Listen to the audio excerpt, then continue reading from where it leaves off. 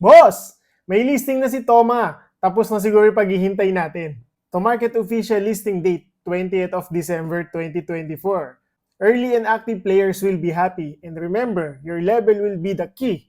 Alright guys, so may final date na tayo for listing nito si to market. Hindi pa sinakto noong December 25, ito nahiya pa.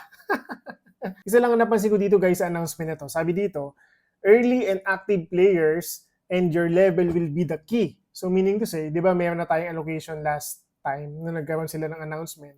So nag-distribute na sila ng allocations natin. Then mayroon tayong may mga part dun guys, hindi tayo convinced at mayroon mga part dun na ang sabi, parang hindi pa siya buong allocations ang ibinigay sa atin. So kung titignan natin, possible nga guys, baka hindi pa talaga final yung distribution na natanggap natin.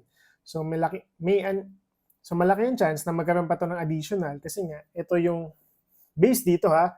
So baka magkaroon pa tayo ng additional allocations guys based dito guys sa last statement nila. GG, well played na naman to si to market kasi nga medyo let's say aminin natin magaling talaga yung marketing niya kasi nga nakikita nila guys na nagda-die down na yung numbers ng players nila na active players. So gumagawa na naman sila ng something para talaga pag-usapan. So ito yung way siguro nila para at least ma-maintain pa nila yung numbers hanggang December 20. Then ayan, recently lang naglabas sila ngayon ng staking uli for Wizwoods naman.